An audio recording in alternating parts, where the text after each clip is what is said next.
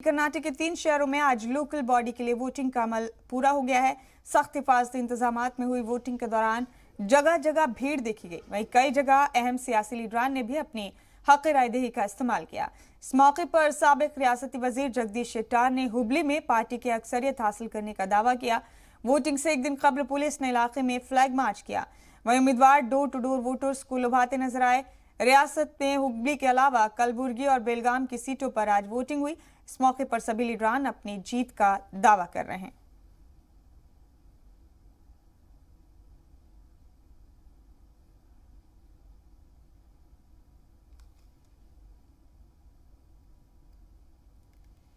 In Hubli Dad Corporation, definitely last two occasion on 10 years we are in power, and this occasion also lot of more enthusiasm for in favor of the BJP, and out of the 82 seats will get more than 60 seats will get the BJP, and with clear majority we will come to power in Hubli Dad Corporation. तो कर्नाटक के 3 शहरों के लिए local body elections के लिए voting का अमल मुकम्मल हो गया है और इस बीच सख्त हिफाजती इंतजामात किए गए थे। कोरोना गाइडलाइंस की पासदारी की गई मुकम्मल तौर पर और हर वोटिंग मरकज पर सिक्योरिटी के लिए बेहद सख्त इंतजाम किए गए। अमल मुकम्मल हो गया है। बाहर जीत के दावे हर जानिब से किए जा रहे हैं। ये बड़ा अपडेट आपको दे रहे हैं कर्नाटक के हवाले से। 3 शहरों में आज लोकल बॉडी इलेक्शंस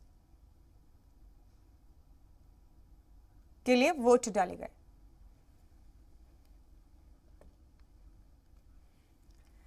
और हमारे साथी शाहिद काजी बराह रास्त मौजूद है हमारे साथ आज इन लोकल बॉडी इलेक्शंस पर तफसील से बात करने के लिए। शायद वोटिंग का अमल मुकम्मल हो गया है। तमाम वोटर्स ने अपने हक रायदही का इस्तेमाल कर लिया है। लोकल बॉडी इलेक्शंस में क्या सूरत हाल नजर आ रही है इन तीनों शहरों में? शाहिद, कौन किस पर भारी पड़ता हुआ नजर आ रहा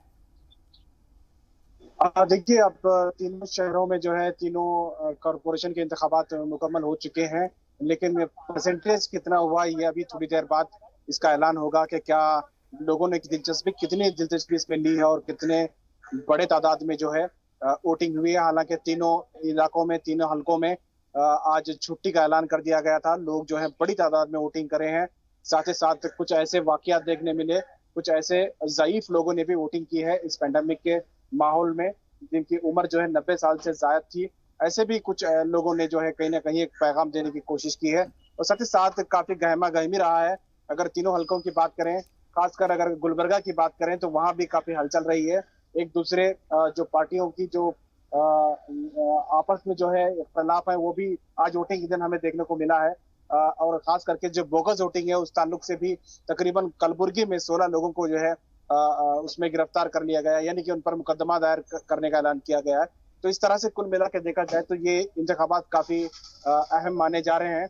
और अब चूंकि वोटिंग का वक्त खत्म हो चुका है और वोटिंग का जो प्रोसेस है वो अब गिनती का टाइम है वो आने वाला है, यानी कि 6 तारीख को वोटिंग की गिनती होगी और 6 तारीख को जो है इन जो भी कैंडिडेट इसमें इंतखाबात में हिस्सा लिए कि किस्मत का फैसला होगा। जी, बीजेपी ने पहले ऐलान किया था शायद कि वो किसी पार्टी के साथ इत्तेहाद नहीं करेगी, अकेले ही इंतखाबी मैदान में उतरेगी। और इस बीच लोकल सतह पर जिन मुद्दों ने सबसे ज्यादा काम किया उन पर खूब सरगर्मियां भी रही, खूब बातें भी हुई इधर उधर से। बड़े लोकल मुद्दे कौन से थे शायद जिन पर हार और जीत का फैसला मुनस्सिर करता है? जी बिल्कुल, देखिए अगर मुकामी मुद्दों की बात करें तो सबसे ज्यादा जो है जो लोकल इश्यूज होते हैं उन्हीं की ज्यादा अहमियत होती है।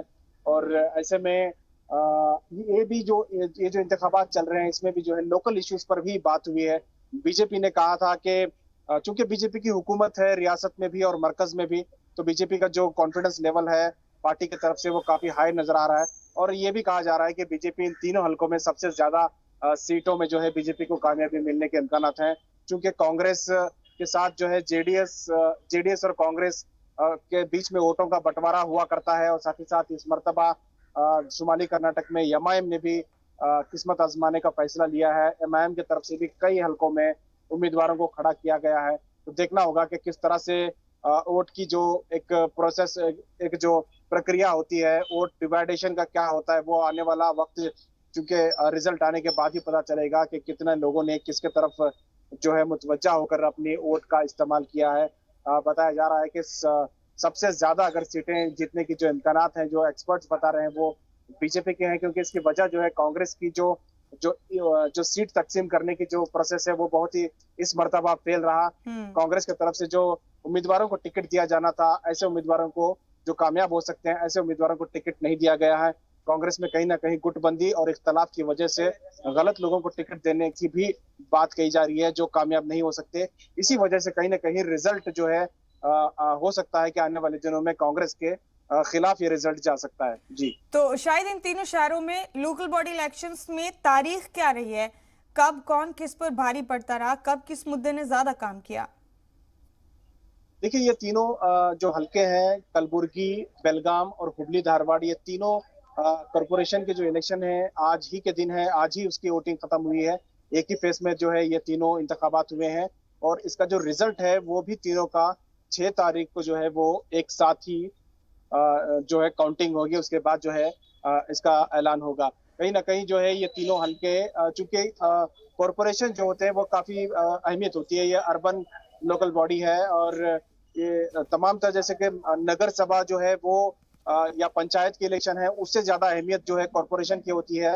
ये महानगर पालिका के इलेक्शन है, कर्नाटक की ये बड़े कॉरपोरेशन हैं तीनों भी, और इनके इंतखाबात कहीं ना कहीं किसी भी पार्टी के लिए बहुत ही अहमियत रखते हैं, क्योंकि इन्हीं इंतखाबात से अंदाजा लगाया जाता है कि आने वाले इंतखाबात में पब्लिक किसके तरफ से है, किसके तरफ है और किस तरह की प्रक्रिया, किस तरह की कोशिशें होनी चाहिए। तो इस पर जो है देखना होगा कि ये इंतखाबात में किस तरह के नतीजे आते हैं। इसमें चूंकि काफी लंबे समय बाद ये इंतखाबात हुए हैं, तीनों कॉरपोरेशनों का वक्त मियाद खत्म होने के काफी दिनों बाद जो है ये इंतखाबात, क्योंकि कोरोना और पेंडेमिक की वजह से भी ये इंतखाबात डिले हुए थे, बहुत दिनों बाद जो है इसमें जो है इन हलकों में इंतखाबात कराए गए। जी, बहुत शुक्रिया शाहिद आपका इस खबर पर ये तमाम तफसीलात साझा करने के लिए, बहुत बहुत शुक्रिया आपका। और बता दें आपको कि इससे पहले इंतखाबी तशहीर के दौरान दिए गए सीटी रवि के बयान पर कांग्रेस ने तल्ख अल्फाज का इस्तेमाल किया है।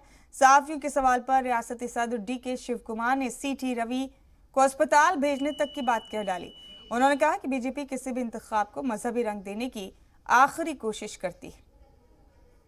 CT Ravi has to be admitted to the hospital immediately. Let the Prime Minister, because he feels that is the National General Secretary, speak on this. This is a democratic, secular country with a population of all over the various communities. I think immediately they should make a this serious attempt to see that he's been admitted to the mental hospital. So what do you have to say on LPG price hike, sir?